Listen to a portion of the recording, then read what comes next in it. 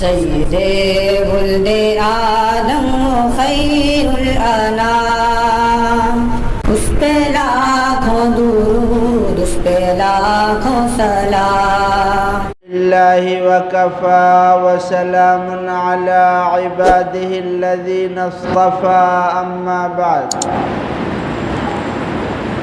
اعوذ باللہ من الشیطان الرجیم، بسم اللہ الرحمن الرحیم۔ زُيِّنَ لِلنَّاسِ حُبُّ الشَّهَوَاتِ مِنَ النِّسَاءِ وَالْبَنِينَ وَالْقَنَاطِيرِ الْمُقَنطَرَةِ مِنَ الذَّهَبِ وَالْفِضَّةِ وَالْخَيْلِ الْمُسَوَّمَةِ وَالْأَنْعَامِ وَالْحَرْثِ، ذَلِكَ مَتَاعُ الْحَيَاةِ الدُّنْيَا واللہ عنده حسن المآب۔ عن ابی ہریرہ رضی اللہ عنہ قال قال رسول اللہ صلی اللہ علیہ وسلم، کم من صائم لیس له من صیامه الا الظمأ، وَكَمْ مِنْ قَائِمٍ لَيْسَ لَهُ مِنْ قِيَامِهِ إِلَّا السَّحْرُ، أو كما قال علیہ الصلاة والسلام۔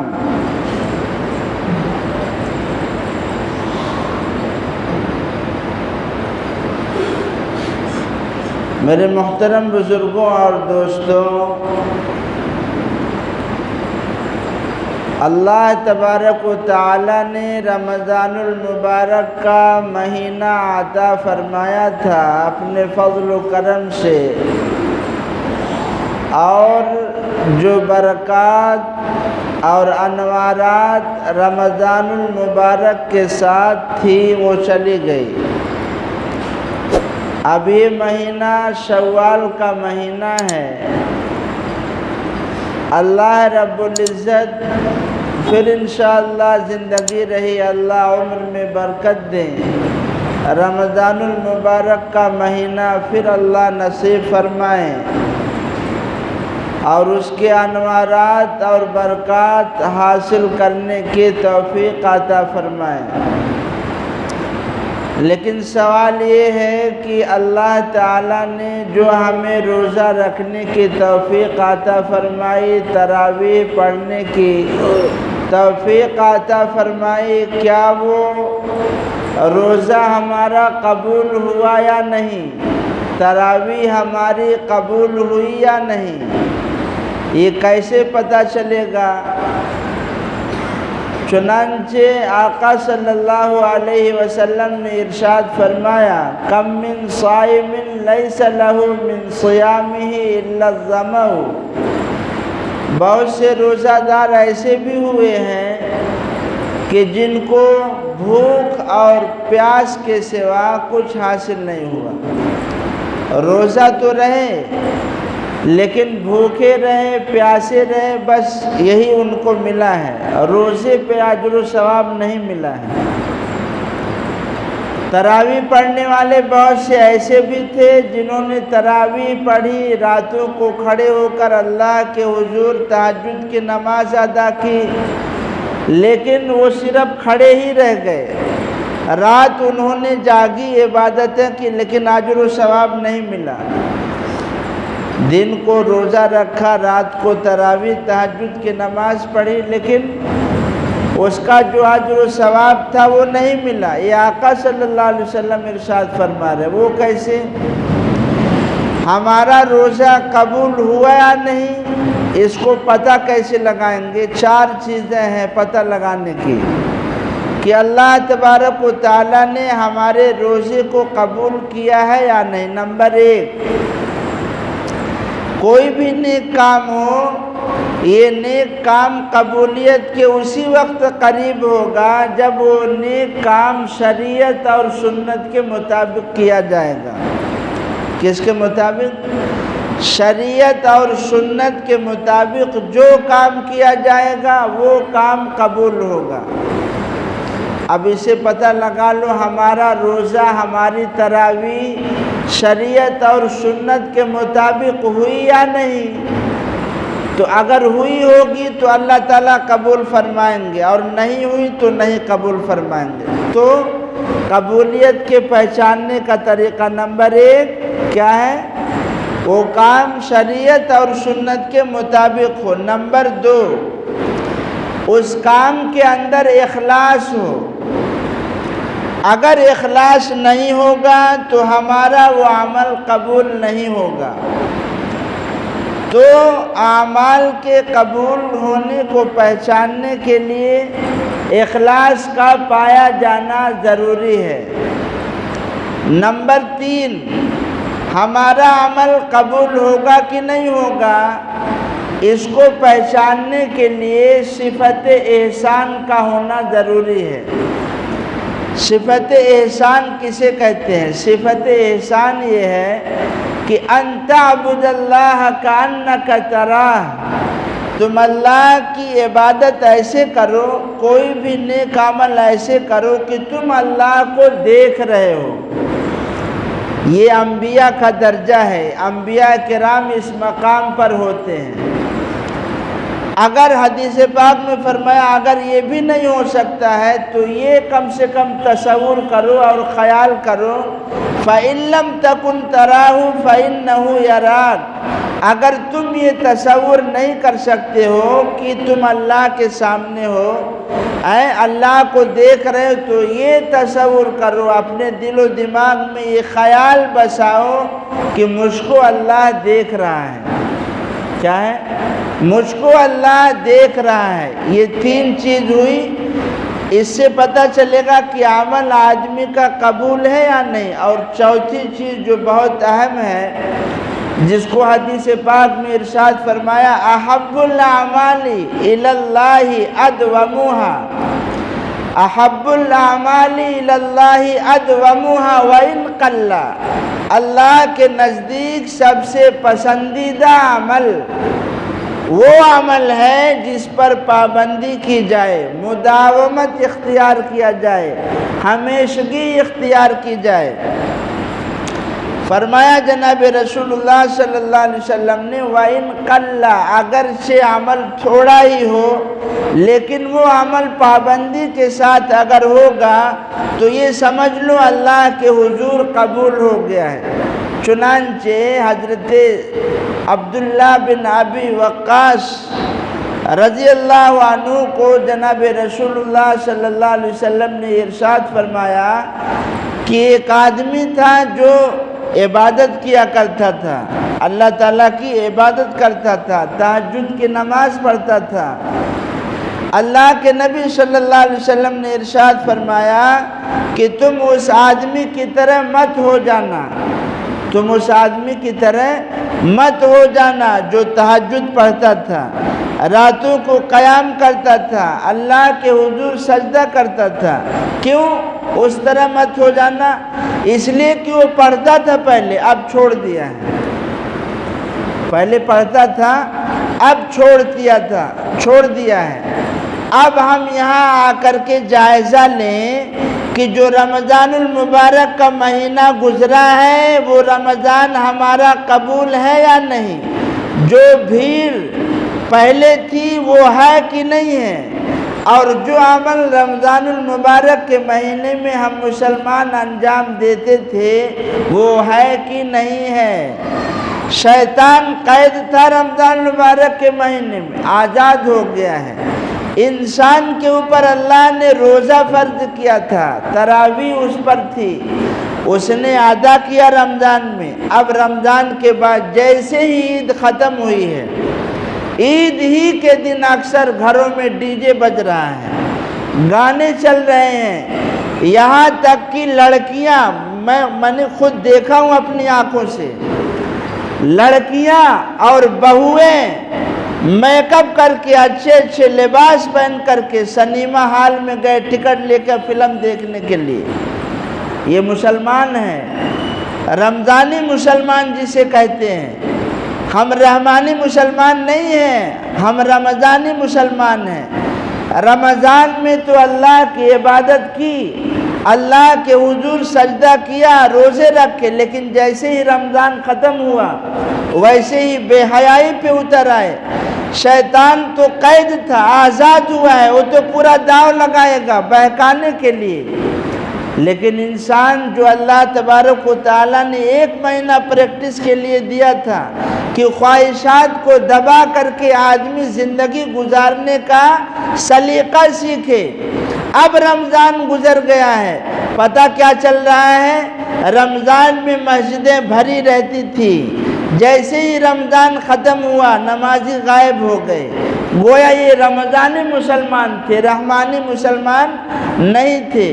جیسے ہی رمضان ختم ہوا، اسی لیے کہتے ہیں نہیں حاجی صاحب آپ نے بھی حج کیا ہے، ایک پوائنٹ کی بات بتا رہا ہوں، آدمی حج کرنے کے لیے جب جاتا ہے اور جب استلام کرتا ہے حجر اسود کا، میں نے کتاب میں پڑھا ہے، بہت پہلے پڑھا ہے، دماغ میں بات آ گئی، آپ کے سامنے رکھ رہا ہوں۔ جب آدمی حجر اسود کا استلام کرتا ہے، اس کو چومتا ہے، حجر اسود انسان کے گناہوں کو چوس لیتا ہے، اور جیسے ہی وہ چوستا ہے یا تو چوس لیتا ہے یا باہر کرتا ہے۔ کیا مطلب؟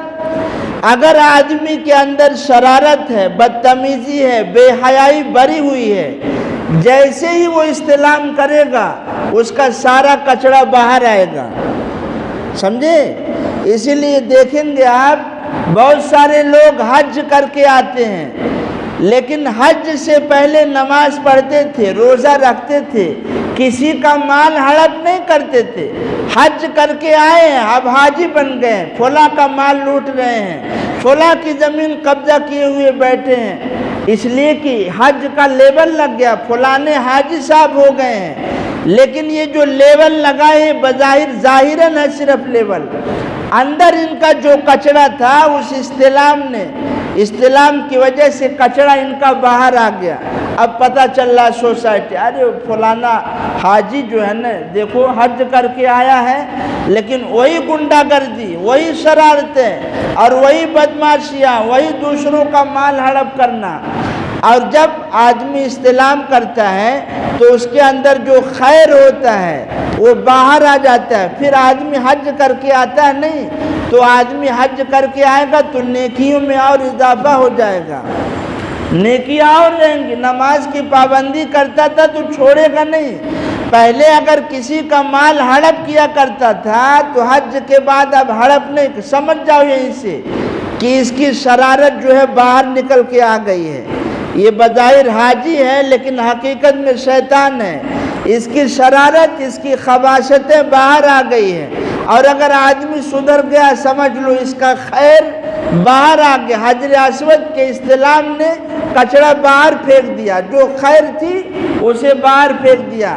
تو گویا رمضان المبارک کا مہینہ یہ سبق تھا جو اللہ نے ہم کو دیا تھا، پریکٹس کا مہینہ دیا تھا۔ اب اندازہ لگا لو، دیکھ لو کتنے لوگ ہیں رمضان میں کیسے تھے، جیسے عید ختم ہوئی ویسے ہی شیطانی کام پہ آ گئے، شیطانی حرکات، گنڈا گردی، وہی بدمعاشی، وہی ایک دوسرے کو مال کو ہڑپ کرنا، نفس جو آدمی اللہ تعالیٰ نے روزہ دیا تھا نفس کی اصلاح کے لیے کہ آدمی اپنی اصلاح کر لے، بجائے اس کے کہ نفس کچھ دبتا اور بھڑک گیا اور جو ہے شرارتیں تیز ہو گئی۔ یہ سب کیا ہے؟ اس کا مطلب ہے کہ یہ رمضانی مسلمان تھا، اس کا روزہ قبول نہیں ہے، اس کی تراویح قبول نہیں ہے، اس کا رات کا جاگنا قبول نہیں ہے، اس لیے کہ آپ صلی اللہ علیہ وسلم ارشاد فرما رہے ہیں کم من صائم لیس لہ من صیامہ الا الظمأ وکم من قیام لیس لہ من قیامہ الا السحر۔ بہت سے روزہ دار ایسے ہیں کہ بھوک اور پیاس کے علاوہ انہیں کچھ نہیں ملتا، روزہ فرضیت ادا ہو جائے گی، ایک جو فرض ہے وہ ادا ہو جائے گا لیکن ثواب نہیں ملے گا۔ وہ رمضان المبارک جس رمضان میں ایک فرض کا ثواب 70 فرض کے برابر دیا جاتا رہا ہو اور نفل کا ثواب فرض کے برابر دیا جاتا ہو، اس کو کچھ ثواب نہیں ملے گا۔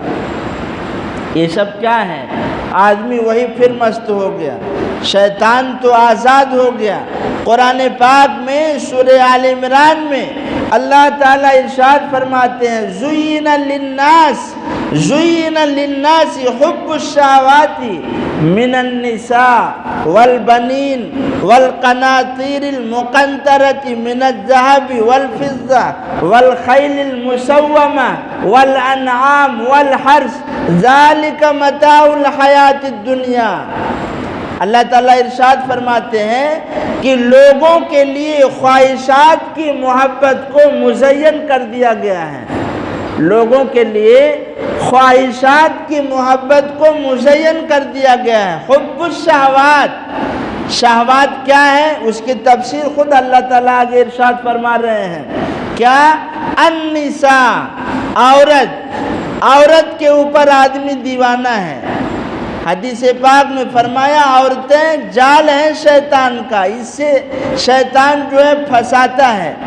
عورت کی محبت رکھ دی گئی، چڑیل، ڈائن، کمینی، اور جو اپنے آپ کو اس وقت جو ہے بہت بڑی ہیروئن اور کیا کیا کہتی ہیں، کیا فرمایا زُيِّنَ لِلنَّاسِ، مزین کر دیا۔ گھڑی دیکھے ہو، لوہے کی گھڑی ہوتی ہے، سونا چڑھا دیتے ہیں، حقیقت ہے کیا اس کی؟ اندر لوہا ہے، اوپر کیا چڑھا ہے؟ سونے کا پانی ہے۔ اللہ ارشاد فرمائے زُيِّنَ، مزین کر دیا گیا ہے۔ جو تم عورتوں کی حقیقت سمجھتے ہو وہ نہیں ہے، والبنین، اولاد کی حقیقت جو تم سمجھتے ہو وہ نہیں ہے، والقناطیر المقنطرہ، بڑے بھاری مال کی جو قیمت تم سمجھتے ہو ظاہراً وہ نہیں ہے۔ فضہ، سونے اور چاندی کی حقیقت جو تمہارے نظروں میں ہے وہ حقیقت تم کو نہیں معلوم، پردے کے پیچھے کیا ہے۔ والخیل المسومہ، نشان لگائے ہوئے گھوڑے، ان بڑے قیمتی ہوتے ہیں، ان کی حقیقت کیا ہے تم کو نہیں معلوم۔ والانعام، مویشی، جانور، ان کے پیچھے پردے میں کیا ہے تم کو نہیں معلوم۔ والحرث، کھیتی باڑی، غلہ وغیرہ اناج اگتا ہے، ان کے پیچھے کیا ہے تم کو نہیں معلوم۔ اللہ ارشاد فرما رہے ہیں ذالک متاع الحیات الدنیا، یہ دنیاوی زندگی کے سامان ہیں۔ آگے اللہ نے ارشاد فرمایا واللہ عندہ حسن المآب، اللہ کے پاس اچھا ٹھکانہ ہے۔ اچھا فرمایا قرآن میں زُيِّنَ، مزین کر دیا گیا۔ حقیقت عورت کی کیا ہے؟ عورت کی حقیقت کیا ہے؟ بیٹوں کی حقیقت کیا ہے؟ جس عورت کے پیچھے ابھی آج کل تو سمجھانے میں دقت نہیں ہے، واٹس ایپ، فیس بک، یوٹیوب کا دور ہے، کتنا ہی آدمی بچے نظر پڑ ہی جاتی ہے۔ یہ جو بڑی بڑی اداکارائیں ہیں اور جو اپنے آپ کو ماڈرن اور خوبصورت فیمس ہے دنیا میں، یہ سب میک اپ کا کمال ہے۔ کس کا کمال ہے؟ ورنہ اگر میک اپ نہ لگے نا تو کیا بولوں، کتیا لگے، کیا لگے گی، جو بھی بول لو، ایک دم سڑا ہوا چہرہ، جو میک اپ کے دم پہ خوبصورتی ظاہر ہو رہی ہے نہیں، میک اپ کے پیچھے کیا ہے دیکھ لو گے تو نفرت کرو گے۔ ویسے ہی چہرہ، منحوس چہرہ، منحوس چہرہ، عورت کی اصل خوبصورتی اللہ نے دینداری میں رکھی ہے۔ ایک عورت وہ ہے جو میک اپ کرتی ہے، ایک عورت وہ ہے جو میک اپ نہیں کرتی، نماز روزے کی پابندی ہے، دونوں کا چہرہ ملا کے دیکھ لو کس پہ نور زیادہ ہے۔ اسی لیے تو کل قیامت کے دن حوروں سے زیادہ دنیا کی عورتوں کا حسن بڑھا دیا جائے گا اور ان کی فضیلت ہوگی۔ کیوں؟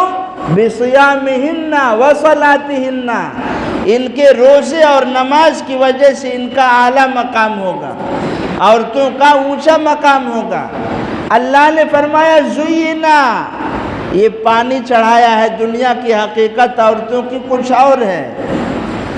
جس عورت کے پیچھے تم بھاگتے ہو اگر وہ منجن نہ کرے تو نفرت کرو گے، ناک اگر صاف نہ کرے تو تمہیں نفرت ہوگی، شرمگاہ سے اس کے پیشاب نکلتا ہے، پاخانہ نکلتا ہے، جبکہ اللہ تعالیٰ نے حوروں کا جہاں تذکرہ کیا ہے، اگر اللہ تعالیٰ کہہ دیتے کہ وَلَهُمْ فِيهَا أَزْوَاجٌ، کہ جنت میں بیویاں ملیں گی، لیکن اللہ نے کیا لگایا؟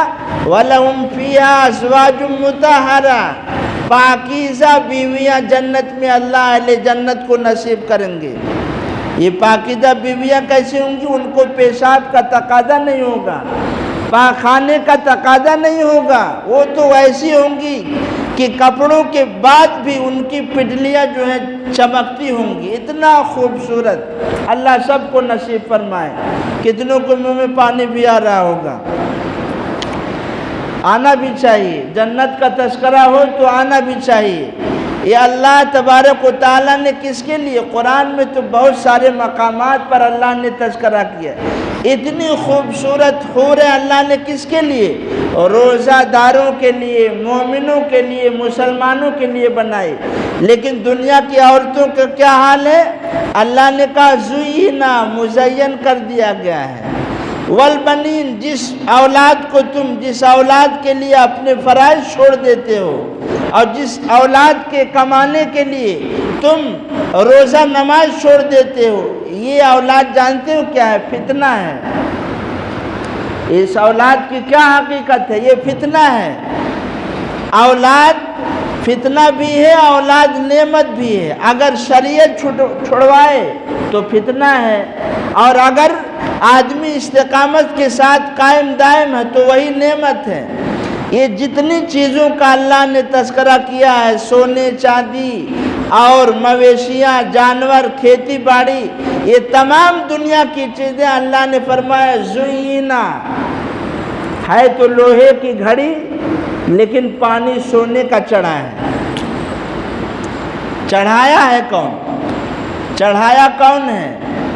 معراج واقعے میں آپ صلی اللہ علیہ وسلم کا جہاں تذکرہ ہے، تو آپ صلی اللہ علیہ وسلم جب معراج کرنے کے لیے آپ کو لے جایا گیا، من المسجد الحرام الی المسجد الاقصی، پھر مسجد اقصی تھے، ساتوں آسمان کراس کرتے ہوئے سدرۃ المنتہی کراس کرتے ہوئے اللہ کے حضور پہنچے، تو راستے میں ایک عورت ملی آپ صلی اللہ علیہ وسلم کو، اور روم میں کب کہ بڈھا بھی دیکھ کر اس کے منہ میں پانی آ جائے، جیسے آج کل آ جاتا ہے۔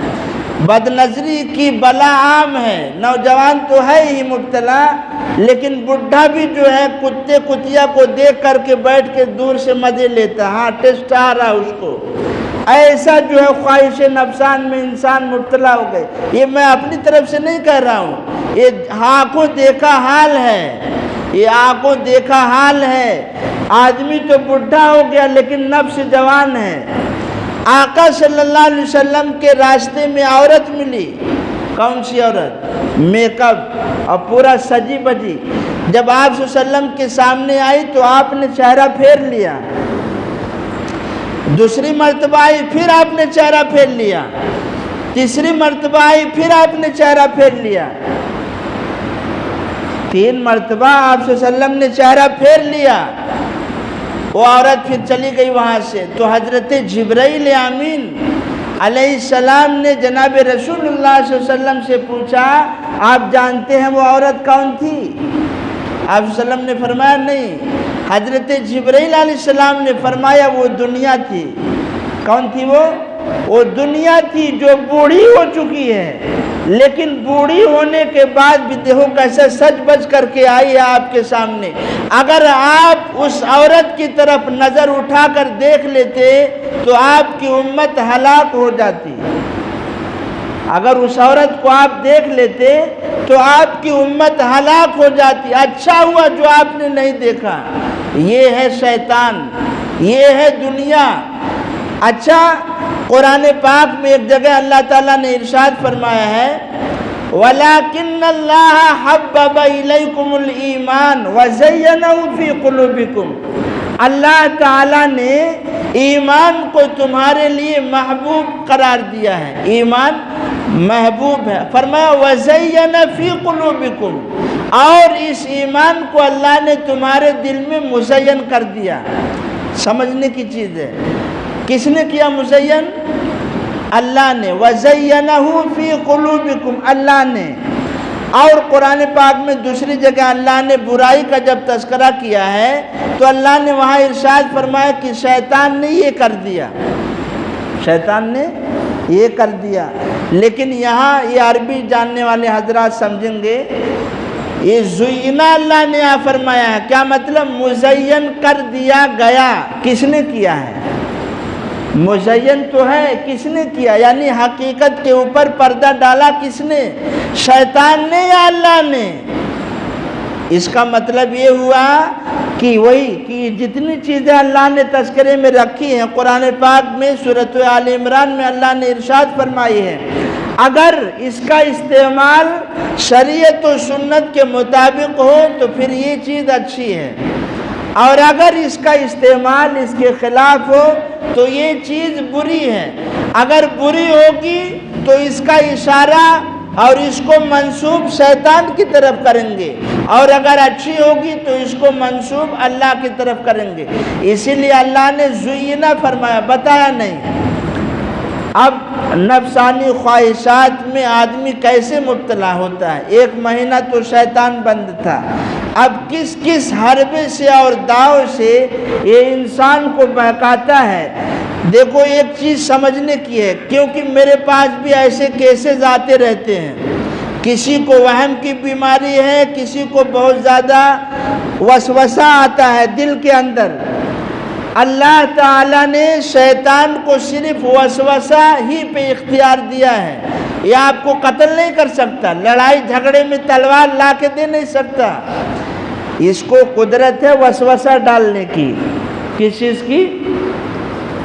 وسوسہ یہ ڈالتا ہے۔ اسی لیے سورۃ الناس میں پڑھو گے آپ، اس کا ترجمہ دیکھ لینا، من شر الوسواس الخناس، پوری صورت میں اللہ تعالیٰ نے شیطان کا بھی وہاں تذکرہ کیا، وسوسہ ڈالتا ہے، انسان بھی وسوسہ ڈالتا ہے، شیطان بھی وسوسہ ڈالتا ہے۔ یہ انسان کے دل میں شیطان وسوسہ ڈالتا ہے، اب اس سے بچنا ہے۔ اس سے بچنے کا طریقہ گولی نہیں کھانا ہے، پیپسی نہیں پینا ہے، اسپرائٹ نہیں پینا ہے، وہ آسمانی چیز ہے۔ وسوسہ سے بچو گے کیسے؟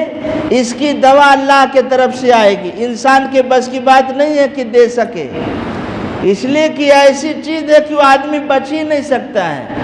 یہ تو بالکل مچھر کے جو اس کا ڈنک ہوتا ویسے ہی سوٹ لگا کے اپنی دل میں شیطان مسلط ہے، جیسے ہی آدمی غافل ہوتا ہے اپنا ڈنک مار دیتا ہے، آدمی ذکر کرتا ہے تو ہٹا لیتا ہے۔ یہ شیطان ایسا ہے، یہ اچھے اچھوں کو بہکا چکا ہے، کوئی بچ نہیں سکتا ہے۔ اللہ نے پریکٹس کا مہینہ دیا تھا، سمجھ جاؤ۔ ہم اتنے بے حس ہیں، خبر ہی نہیں ہم کو پتہ ہی نہیں ہے نفس کا وسوسہ کیا ہے اور شیطان کیسے بہکائے گا۔ دل اتنا گندا اور بے حس ہو چکا ہے، کیا کہوں میں کیا کہوں۔ ہم اتنا غافل ہیں، ہمارا کوئی دشمن ہو انسان تو اس کو ہم دشمن سمجھتے ہیں، ہر جگہ اس سے نفرت کرتے ہیں، اس سے بدلہ لینے کی کوشش کرتے ہیں۔ ہمارے دماغ میں اتنا نہیں آ رہا، ایک جگہ نہیں کئی ایک جگہ اللہ فرماتے ان الشیطان عدو لکم فاتخذوہ عدوا، شیطان تمہارا کھلا ہوا دشمن ہے، تم اسے دشمن ہی سمجھو۔ ہم سمجھ رہے ہیں بھائی؟ سوچو، سمجھ رہے ہیں؟ سمجھتے تو یہ حال نہ ہوتا، اگر سمجھتے تو یہ 2-4 سب نہیں ہوتی، اگر سمجھتے تو ہر نماز میں مسجدیں فل ہوتی، اگر سمجھتے تو رات کو تہجد پڑھنے کے لیے آتے، اگر سمجھتے تو جیسے رمضان میں قرآن پڑھتے تھے ویسے ہی ہم قرآن پڑھتے۔ یہاں تو اس کا الٹا ہو رہا ہے۔ شیطان جب ہمارا دشمن ہے تو کس حربے سے، کس آلے سے ہم پر حملہ کرے اس کا پہچاننا ضروری ہے۔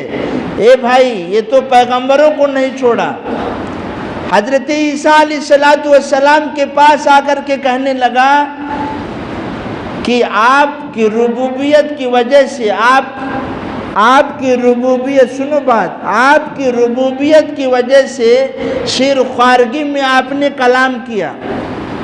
حضرت عیسیٰ علیہ السلام گود میں تھے تو بات کیے تھے نہیں، چند بچے ایسے گزرے ہیں دنیا میں جنہوں نے گود ہی میں بات کی ہو، کبھی سناؤں گا کتنے بچے تھے۔ حضرت عیسیٰ علیہ السلام انہی میں سے ہیں، گود میں ہیں، ان کی ماں کے اوپر زنا کی تہمت لگائی گئی حضرت مریم علیہ السلام پر۔ اپنی ماں کی پاک دامنی کی گواہی حضرت عیسیٰ علیہ السلام نے گود ہی میں دی۔ قال انی عبد اللہ آتانی الکتاب وجعلنی نبیا، میں اللہ کا بندہ ہوں، اللہ نے مجھے نبی بنایا ہے، مجھے کتاب انجیل عطا کی ہے اللہ تعالیٰ نے۔ بچہ گودی میں بات کر رہا ہے۔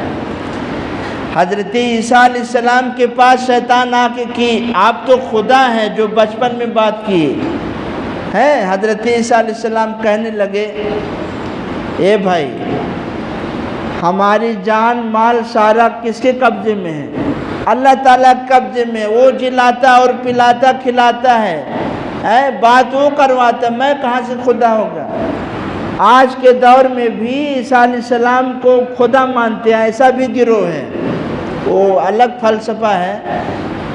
اللہ تعالیٰ اور حضرت مریم اور عیسیٰ علیہ السلام تینوں کو ملا کے خدا بناتے ہیں، یعنی ہر دنیا کا سسٹم ان کے ہاتھ میں ہے، وہ سب کبھی موضوع آئے گا تو سمجھائیں گے۔ بہرحال عیسیٰ علیہ السلام سے جب اس نے یہ کہا تو عیسیٰ علیہ السلام نے جب یہ جواب دیا کہ سب کچھ اللہ کے، تو کیا کہنے لگا شیطان؟ کیا کہنے لگا شیطان؟ سننے کے لائق ہے بھائی۔ شیطان کہنے لگا وہ پروردگار، اس کی ربوبیت اور اس کی الوہیت ایسی ہے، اس کی ربوبیت اور اس کی الوہیت ایسی ہے جس نے مردوں کو زندہ کر دیا، مٹی کے اندر اس نے روح ڈال دی، یعنی اور اوپر سے داؤ مار رہا ہے عیسیٰ علیہ السلام پر کہ آپ تو اللہ ہیں جس نے مردوں کو زندہ کر دیا اور مٹی کے اندر آپ نے روح ڈال۔ تب حضرت عیسیٰ علیہ السلام نے کہا لا حول ولا قوت الا باللہ، تب وہاں سے وہ بھاگا۔ کون؟ جنید بغدادی رحمۃ اللہ علیہ، کون نام نہیں سنا ہے؟ بڑے زبردست اولیاء گزرے ہیں حضرت جنید بغدادی۔ ہم بھی تاریخ سناتے ہیں اولیاء کی۔ کچھ لوگ کہتے ہیں ہم علماء دیوبند اولیاء کو نہیں، جب سناؤں گا وقت آئے گا تب سننا کس کو مانتے ہیں۔ اولیاء کا جب تذکرہ کریں گے اور جتنے بڑے بڑے اولیاء، پھر سننا میرا بیان کہ اولیاء کے بارے میں ہمارا بیان کیسا رہتا ہے انشاءاللہ۔ حضرت جنید بغدادی رحمۃ اللہ علیہ کی خواہش تھی کہ شیطان، ٹائم ہو گیا کیا؟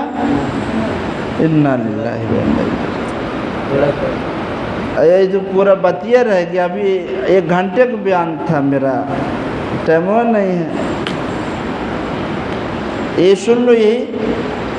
تو حضرت جنید بغدادی رحمۃ اللہ علیہ خواہش تھی کہ شیطان سے ملوں، تو ایک بار دعا کر بیٹھے اللہ شیطان سے ملاقات کروا دیجیے۔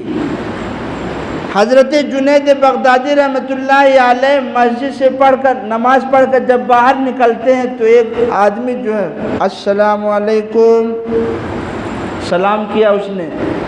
حضرت جنید بغدادی نے سلام کا جواب دیا، پوچھا تم کون؟ تو اس نے کیا کہا؟ یہ نہیں کہا میں شیطان ہوں، کہا وہی جس سے آپ کو ملنے کی آرزو ہے، جس سے آپ کو ملنے کی تمنا ہے، میں وہی ہوں۔ اچھا، تو حضرت جنید بغدادی رحمۃ اللہ علیہ نے پوچھا تجھ سے ایک سوال کرنا ہے، تو اللہ تعالیٰ کا عارف تھا، اللہ تعالیٰ 9 لاکھ سال جس نے اللہ کی عبادت کو، اللہ اگر تاریخ ہے اس کی، پہلے دنیا کے اندر جنات آباد تھے، ابلیس کو ساتھ میں بھیجا تھا اللہ نے اس دنیا سے جنات کو ختم کرنے کے لیے، اس کے بعد تب آدم علیہ السلام آئے ہیں۔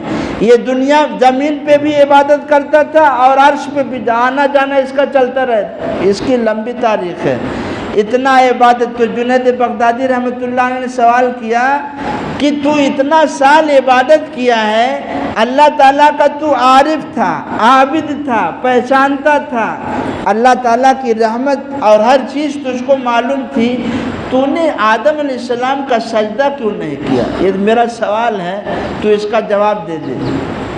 تو کیا کہنے لگا معلوم؟ اتنا وقت کا بڑا ولی ہے جنید بغدادی رحمۃ اللہ علیہ نے، کہ شیطان کہنے لگا افسوس تم جیسا ولی اور عابد ایسا مشرکانہ سوال کرتا ہے، تم جیسا ولی اور عابد شخص ایسا مشرکانہ سوال کرتا ہے؟ جب آدم علیہ السلام غیر اللہ تھے تو غیر اللہ کو سجدہ کرنا کیسے جائز ہو سکتا ہے؟ سوال سمجھے؟ آدم علیہ السلام تو اللہ نہیں تھے نا، وہ تو غیر اللہ تھے، تو سجدہ کرنا تو اللہ کو جائز ہے نا، اللہ کو کرنا چاہیے، غیر اللہ کو کیسے کریں گے؟ اللہ اکبر، کیسے بہکاتا ہے! یہ سب کے بس کی بات نہیں ہے۔ میرے پاس بہت قصے ہیں، ابھی سناؤں گا آپ کو تو 1 گھنٹہ لگ جائے گا۔ جب اس نے واقعی اتنا بڑا وقت کا ولی، جب شیطان نے یہ جواب دیا ہے کہ آپ جیسا عابد اور اتنا بڑا ولی ایسا مشرکانہ سوال، اور کہہ رہا ہے کہ غیر اللہ کو سجدہ کیوں نہیں کیا؟ نعوذ باللہ۔ فرماتے ہیں کہ اتنی دیر جو ہے مجھ پر سکتہ طاری ہو گیا، جواب ہی نہیں آ رہا ہے، ایسا لگ رہا ہے میرا ایمان نکل رہا ہے۔ اللہ نے کرم فرمایا اور الہام ہوا فوراً۔ یہ بزرگوں کا وقت جو گھسائی پٹائی کرنی پڑتی ہے بھائی، ایسے یہ دل نہیں بنتا ہے، بہت محنت کرنی پڑتی ہے، تب جا کے یہ دل سمجھتا ہے، چمکتا ہے۔ اس دل سے حسد کینہ تب ختم ہوتا ہے۔ یہاں چکن چلی اور کھا لو ایسے نہیں ہوتا ہے۔ اللہ نے الہام کیا، اس مردود سے پوچھو حکم دینے والا کون تھا؟ حکم دینے والا کون تھا؟ جب حکم دینے والا خود اللہ ہے تو پھر یہاں غیر اور اللہ کا مسئلہ نہیں ہے۔ جب حکم دینے والا خود ہی کہہ رہا سجدہ کرو تو پھر اس میں سوال کیسا؟ فرماتے ہیں جب میں نے اللہ نے الہام کیا اور میں نے یہ جواب دیا تب جو ہے میرے دل میں ایمان آیا۔ ایسا آدم علیہ السلام، نوح علیہ السلام کشتی میں جا رہے ہیں، وہ بھی بھائی کیا اتنا میں کاٹ کے لاتا ہوں سامنے، تب جو ہے یہ حال ہے۔ بہرحال چلیے، ایک چیز ہے جو پوچھتے رہتے ہیں لوگ، دیکھو شوال کا روزہ، کیونکہ کچھ لوگوں نے پوچھا بھی، آپ کو بتا دے رہا ہوں۔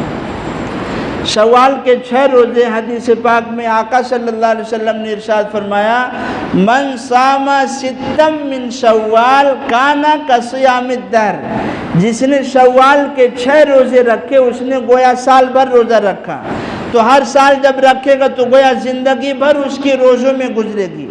یعنی اگر شوال کے 6 روزے آدمی اگر رکھ لیا تو پورے سال روزہ رکھنے کا ثواب اسے ملے گا، یہ آقا صلی اللہ علیہ وسلم نے حدیث میں فرمایا ہے۔ اس لیے کوشش کرنا چاہیے شوال کے 6 روزے رکھنے کی۔ اب اس میں یہ میں آپ کو بتانا چاہ رہا ہوں، اس لیے پوچھتے ہیں کہ لگاتار رکھنا ہے کہ الگ الگ رکھنا ہے؟ بھائی آپ کو جیسا سہولت ہو، اگر رکھنا ہو تو 6 روزے لگاتار رکھ لو، ورنہ پورے شوال کے مہینے میں 1 رکھ لو، کبھی دوسرے ہفتہ 2 رکھ لو، اس طرح بھی رکھ سکتے ہیں، ثواب وہی ملے گا۔ ٹھیک ہے، یہ آپ کے سامنے بات آ گئی، کوشش بھی کریے، اللہ تعالیٰ جو ہے عمل کرنے کی توفیق عطا فرمائے۔ وآخر دعوانا الحمدللہ وکفی۔